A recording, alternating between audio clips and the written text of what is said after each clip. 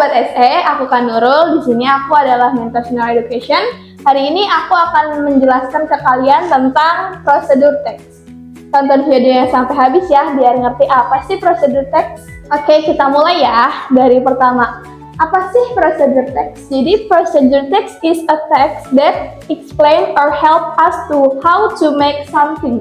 Jadi si prosedur teks ini adalah teks yang menjelaskan tentang gimana sih cara membuat sesuatu, make something, membuat sesuatu. Nah, selain itu ada lagi yang kedua, social function-nya atau fungsi sosialnya sih, itu untuk apa sih? Dalam bahasa Inggris, social function of procedure text is to describe how something is completely done through a sequence of steps. Jadi maksudnya si social function-nya itu untuk mendeskripsikan bagaimana sesuatu itu bisa dikerjakan sampai selesai melalui step by step, melalui cara-caranya. Nah, yang ketiga itu setelah ada pengertian, ada fungsi. Yang ketiga itu ada generic structure atau struktur generalnya. Nah, di sini ada tiga, ada goals or purpose, ada materials or tools, dan ada step or methods. Nah, kalau goals itu explain purpose of writing procedure text. Nah, si goals ini biasanya itu adalah judulnya. Nah, kalau materials dia explain the materials. Jadi materials itu apa sih? Materials itu adalah alat-alatnya yang kita gunakan, baik itu misalnya memasak, how to make apa sesuatu. Nah, alatnya berarti apa aja? Misalnya contohnya ada panci, terus ada spatula dan lain sebagainya. Nah, yang terakhir ada step or methods atau cara-caranya. Nah, ini adalah bagian yang paling penting dalam prosedur text karena dia menjelaskan dari awal kita membuat sesuatu sampai akhirnya sesuatu tersebut jadi. Jadi tiga generic structure ini adalah hal-hal yang membuat si prosedur text ini jadi sempurna gitu. Setelah ini ada satu lagi yang penting, yaitu adalah apa? Iya, contohnya biar kita mengerti goals itu sebelah mana, material, sama satu lagi step. Oke, setelah ini aku akan bahas contoh dari prosedur text.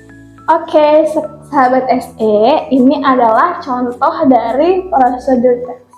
Judulnya adalah How to Make a Cup of Tea.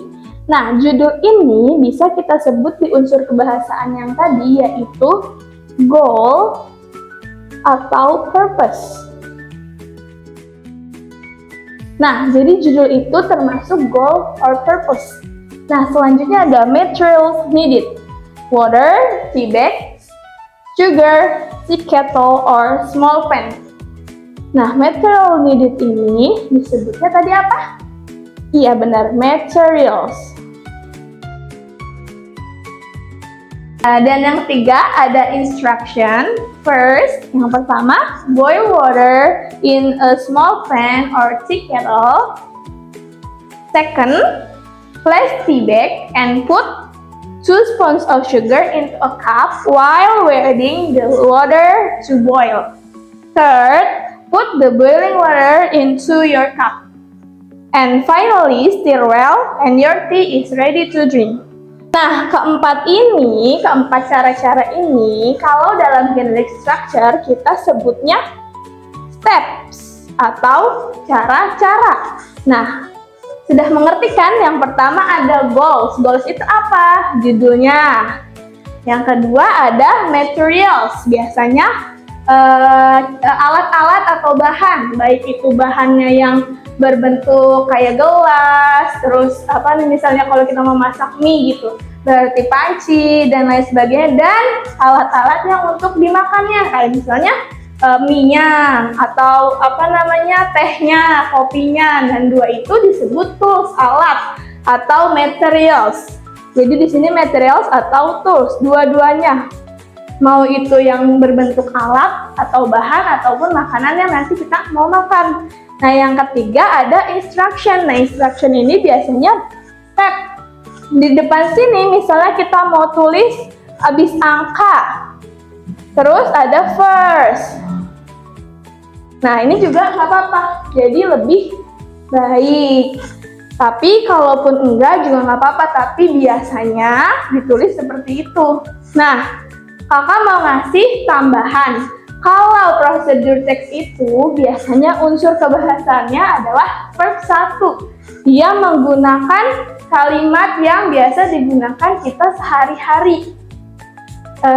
Sampai sini, kalau ada pertanyaan jangan lupa komen di bawah ya. Terima kasih. Nah, setelah tadi aku udah selesai menjelaskan prosedur dari mulai penjelasan, social function, lalu ada generic structure, dan terakhir ada contohnya.